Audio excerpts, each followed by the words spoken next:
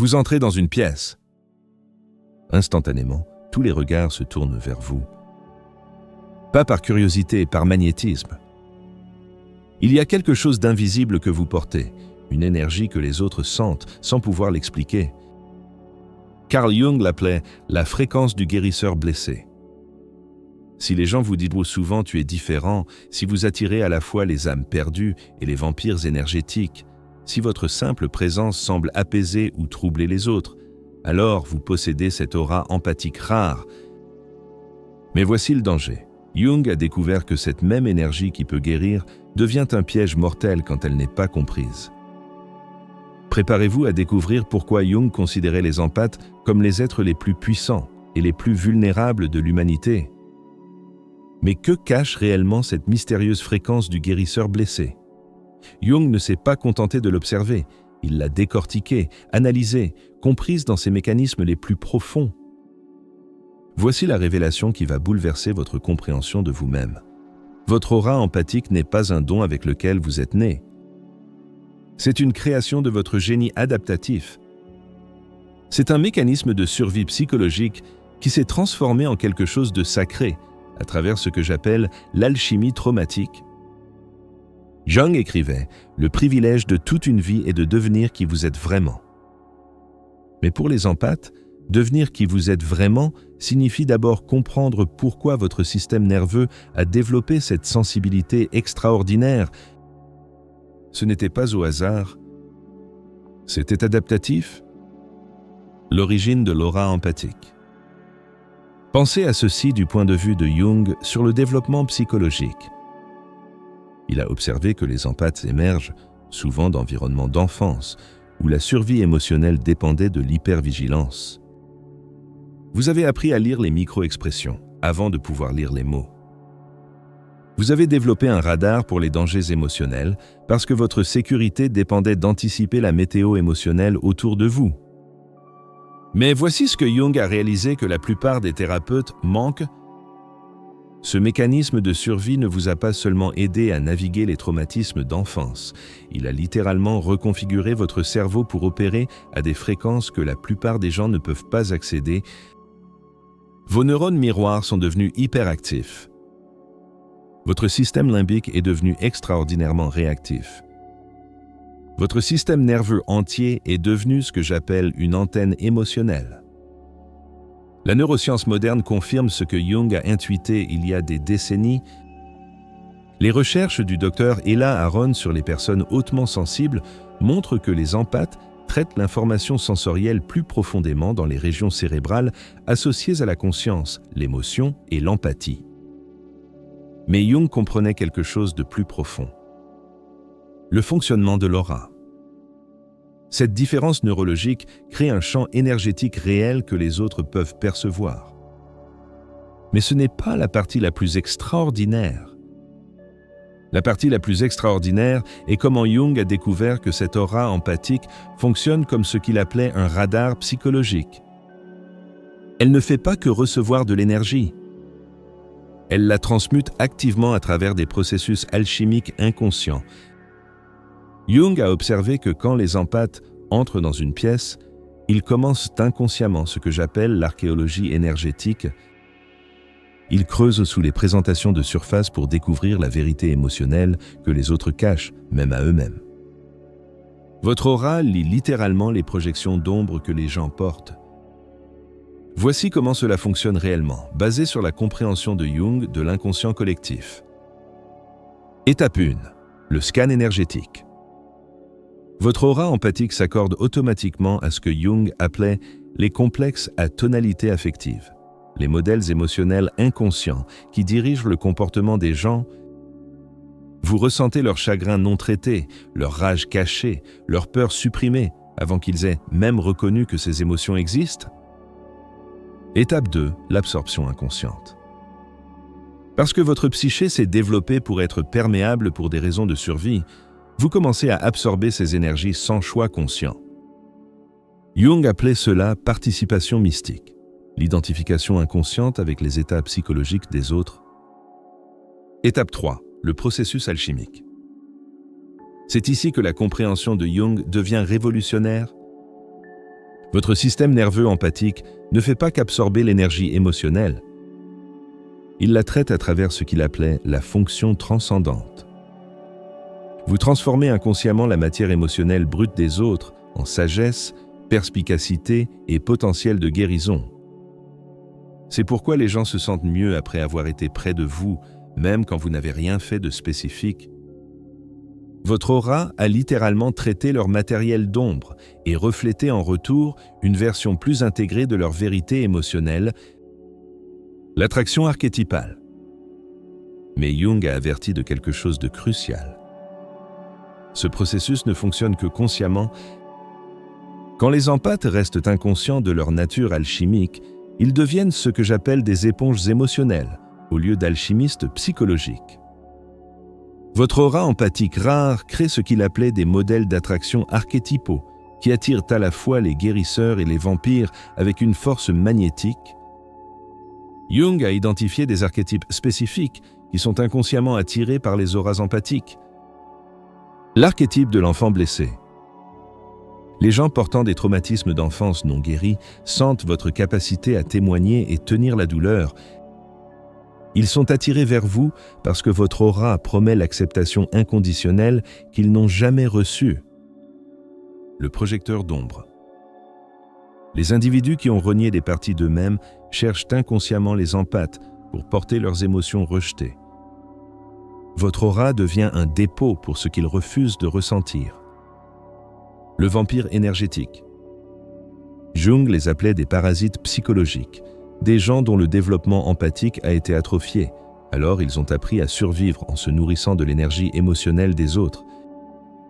Mais Jung a aussi identifié des archétypes positifs attirés par les auras empathiques.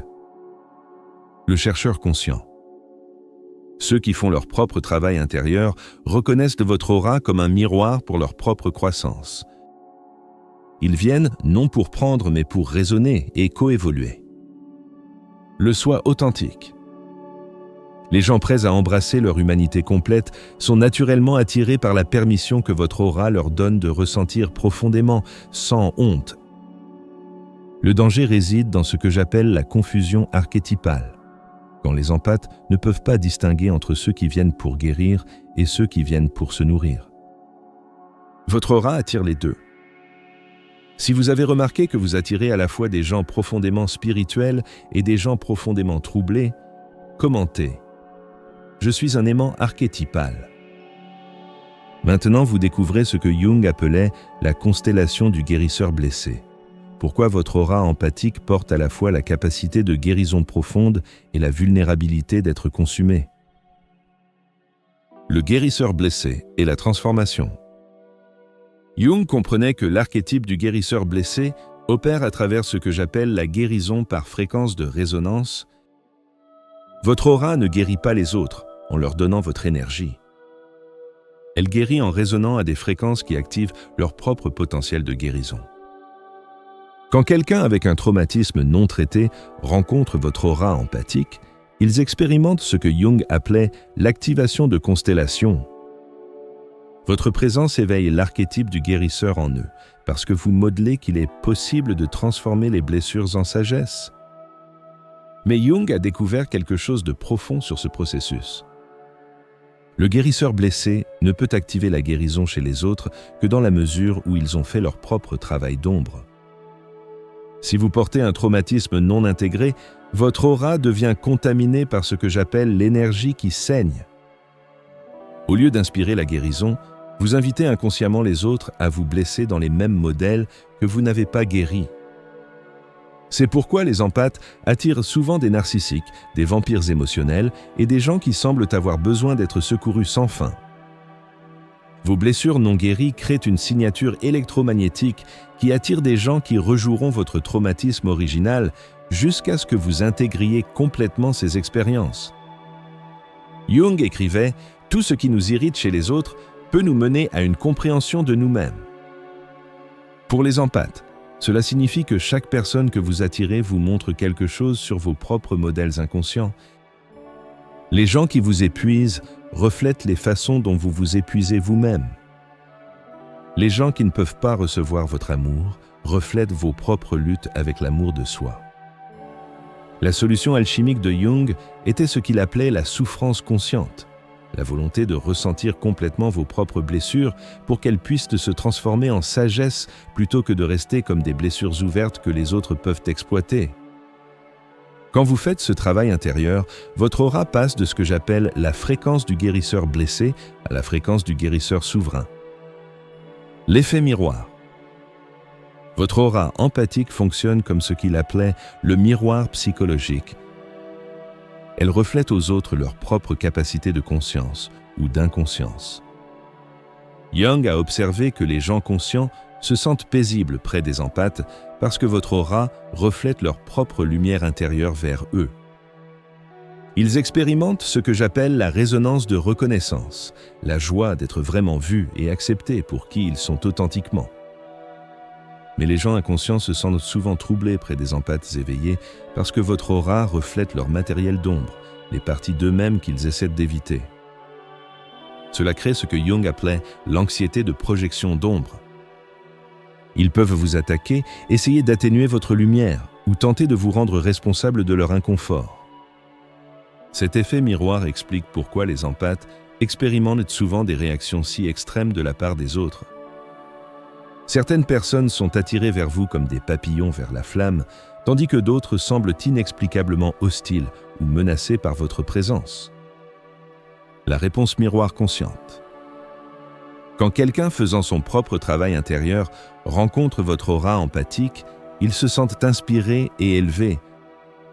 Ils pourraient dire des choses comme « Je me sens si paisible près de vous » ou « Vous m'aidez à me souvenir de qui je suis vraiment ». Ces gens vous énergisent parce que l'échange est mutuel. Ils reflètent aussi votre lumière vers vous. La réponse miroir inconsciente. Quand quelqu'un évitant son ombre rencontre votre aura empathique, ils se sentent déclenchés et défensifs.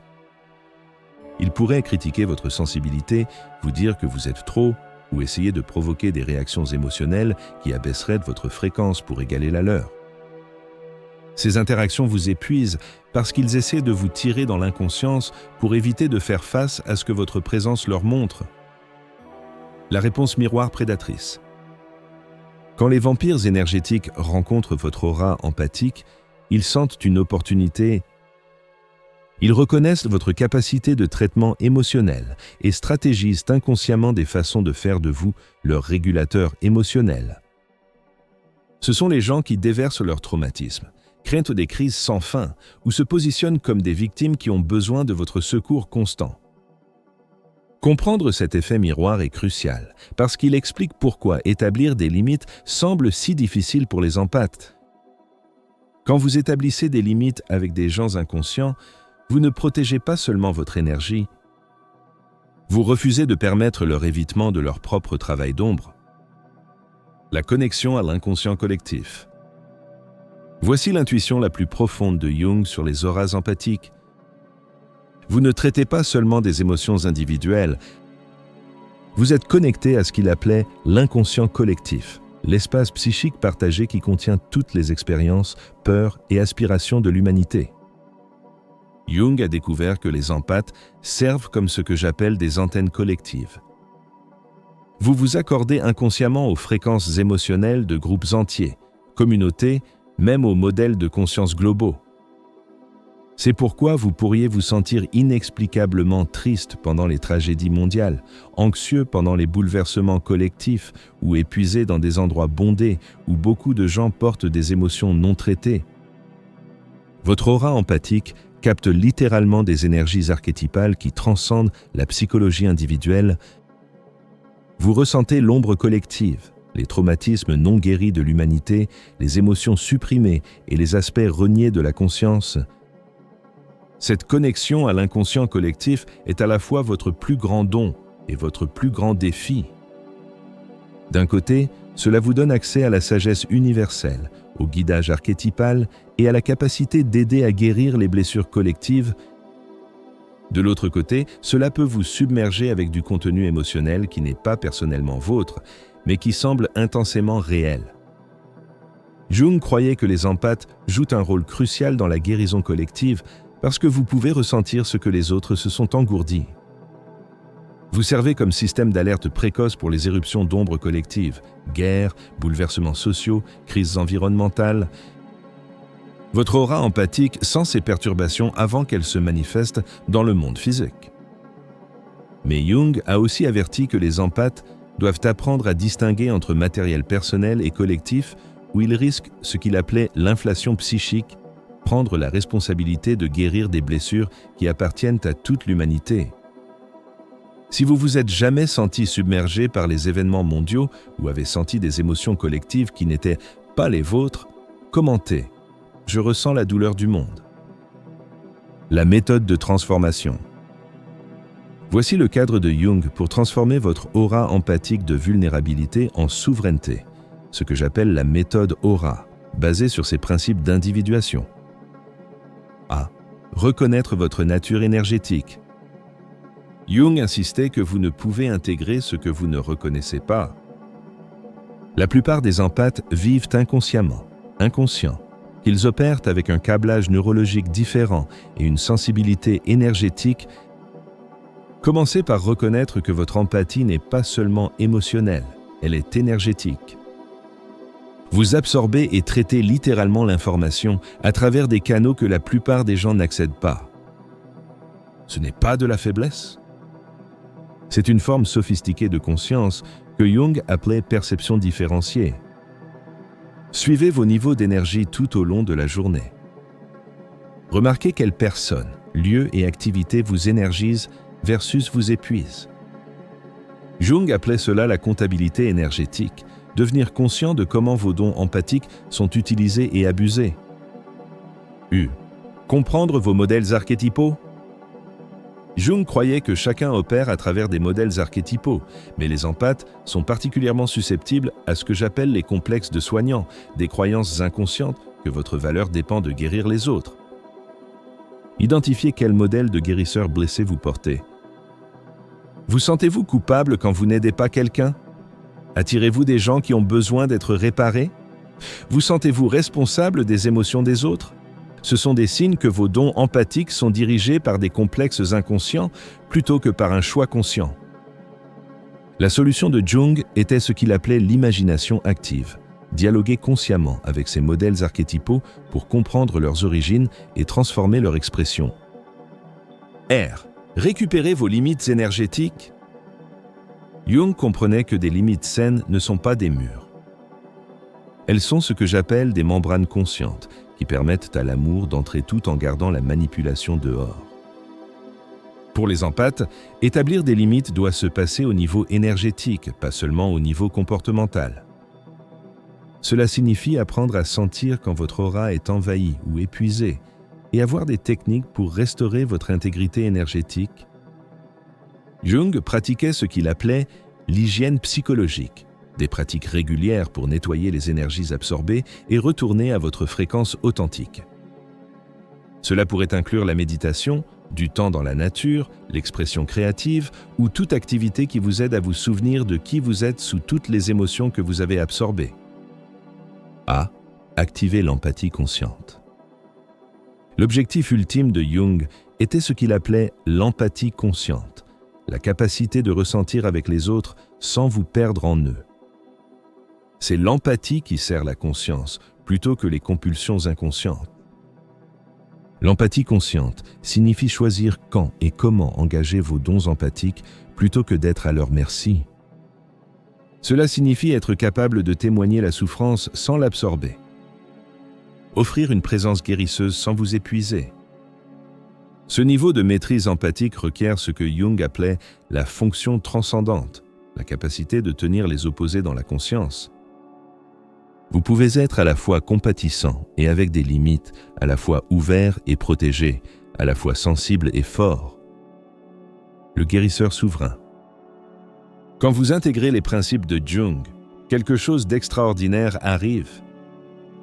Votre aura empathique se transforme de ce que j'appelle la fréquence du guérisseur blessé à la fréquence du guérisseur souverain. Jung a observé cette transformation chez ses patients les plus avancés. L'empathe souverain porte toute la sensibilité et les dons perceptuels du guérisseur blessé. Mais ces dons servent maintenant le choix conscient, plutôt que la compulsion inconsciente. le changement énergétique. Votre aura devient plus radieuse, mais aussi plus contenue. Au lieu de laisser fuir l'énergie indistinctement, vous rayonnez ce que Jung appelait la complétude intégrée, une signature énergétique qui inspire les autres à faire leur propre travail intérieur, plutôt que de dépendre de vous pour traiter leurs émotions. Les gens ressentent encore vos dons empathiques, mais maintenant, ils expérimentent ce que j'appelle la résonance d'autonomisation plutôt que la résonance de dépendance. Votre présence éveille leur propre capacité de guérison plutôt que de créer une dépendance sur votre travail émotionnel. Le modèle d'attraction change. Jung a noté que les empathes souverains attirent une constellation archétypale complètement différente. Les vampires énergétiques et les parasites émotionnels tombent naturellement parce que votre aura ne diffuse plus la fréquence disponible pour être épuisée. Au lieu de cela, vous commencez à attirer ce que Jung appelait des âmes individuées, des gens qui ont fait leur propre travail d'ombre et peuvent vous rencontrer à votre niveau de conscience. Ces relations sont mutuellement nourrissantes parce que les deux personnes contribuent à l'échange énergétique plutôt qu'une personne faisant tout le don. La guérison devient sans effort. Peut-être le plus remarquable, Jung a observé que les empathes souverains guérissent souvent les autres simplement par leur présence sans effort conscient ou dépense d'énergie. Votre aura intégrée devient ce que j'appelle un champ de guérison qui active naturellement la croissance chez les autres. Cela arrive parce que vous n'essayez plus de guérir à partir de vos blessures. Vous guérissez à partir de votre complétude. Votre aura rayonne la possibilité d'intégration, montrant aux autres qu'il est possible de transformer la douleur en sagesse, la sensibilité en force, les blessures en dons. Le rôle collectif. Jung croyait que les empathes servent une fonction cruciale dans ce qu'il appelait le processus d'individuation collective, l'évolution de l'humanité vers une conscience et une intégration plus grandes. Votre aura empathique rare n'est pas seulement un don personnel. C'est une nécessité collective. Dans un monde où beaucoup de gens sont devenus déconnectés de leur vérité émotionnelle, les empathes servent comme ce que j'appelle des ponts de conscience. Vous aidez les autres à se souvenir de leur capacité de ressenti authentique. Mais Jung a averti de ce qu'il appelait le complexe du sauveur, la croyance inconsciente que vous êtes responsable de guérir tout le monde. Ce complexe entrave en fait la guérison collective parce qu'il crée la dépendance plutôt que l'autonomisation. La vraie mission de guérison collective des empathes est de modeler ce que Jung appelait le ressenti conscient, la capacité de ressentir profondément tout en restant ancré dans votre propre centre. Quand les gens témoignent cela dans votre aura, cela leur donne la permission d'accéder à leur propre profondeur émotionnelle sans se perdre. L'effet d'ondulation. Jung a observé que quand une personne dans un système familial ou communautaire atteint ce niveau de souveraineté empathique, cela crée ce que j'appelle des ondulations de conscience qui affectent tout le monde dans le système. Votre aura intégrée donne aux autres la permission d'arrêter d'engourdir leurs émotions et de commencer à les traiter consciemment. C'est ainsi que la guérison collective arrive réellement. Pas à travers une personne prenant la douleur de tout le monde, mais à travers des individus conscients, modelant qu'il est possible de tout ressentir et rester entier. Le rôle évolutionnaire. Jung croyait que les empathes représentent un développement évolutionnaire dans la conscience humaine. Votre capacité de traiter les émotions à de tels niveaux sophistiqués prépare l'humanité pour ce qu'il appelait la prochaine étape de développement psychologique. Alors que plus d'empathes apprennent à manier leurs dons consciemment, nous nous rapprochons de ce que Jung envisageait comme le collectif conscient, une humanité qui peut ressentir profondément, traiter le matériel d'ombre et intégrer la complétude à un niveau d'espèce, la révélation ultime. Voici l'intuition ultime de Jung sur l'aura empathique rare. Elle n'est pas censée être un fardeau que vous portez. Elle est censée être un don que vous choisissez consciemment de partager. Jung écrivait « Votre vision devient claire quand vous regardez dans votre cœur. Qui regarde dehors rêve. Qui regarde dedans s'éveille. » Pour les empathes, cet éveil signifie reconnaître que votre aura est un reflet de votre complétude intérieure, pas de vos blessures intérieures. Quand vous complétez le voyage du guérisseur blessé au guérisseur souverain, vos dons empathiques deviennent ce que Jung appelait une bénédiction plutôt qu'une malédiction. Vous pouvez ressentir profondément sans vous noyer, aimer pleinement sans vous perdre, guérir les autres sans épuiser votre propre force de vie. Cette transformation requiert ce que Jung considérait comme l'acte le plus courageux possible, la volonté d'être authentique dans un monde qui punit souvent l'authenticité. Votre aura rare brille le plus fort quand vous arrêtez de cacher vos dons pour rendre les autres confortables et commencez à les incarner comme des expressions de votre vérité. L'empathe souverain n'atténue pas sa sensibilité. Il apprend à la rayonner consciemment. Il n'atténue pas sa lumière. Il apprend à la faire briller stratégiquement. Il ne s'excuse pas pour sa profondeur. Il l'utilise pour créer plus de profondeur dans le monde. Si vous êtes prêt à transformer vos blessures empathiques en sagesse souveraine, commentez « Je choisis l'empathie consciente ». Au terme de ce voyage dans les méandres de l'âme empathique, une vérité lumineuse émerge. Vous qui lisez ces lignes, vous qui avez reconnu en vous cette aura rare et troublante, sachez ceci, vous n'êtes pas venu au monde pour porter les blessures de l'humanité, mais pour lui montrer comment les transformer en lumière.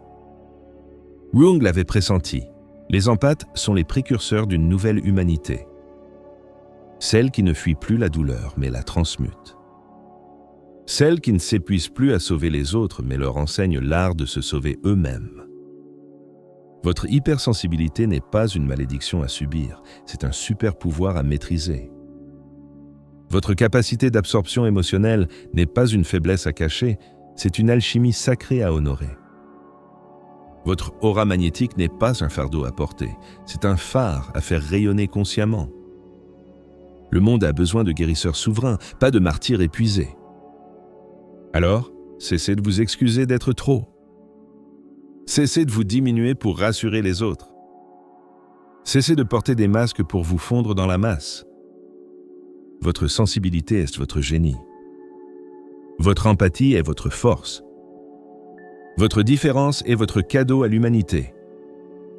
Il est temps de passer du guérisseur blessé au souverain éveillé. L'alchimie commence maintenant.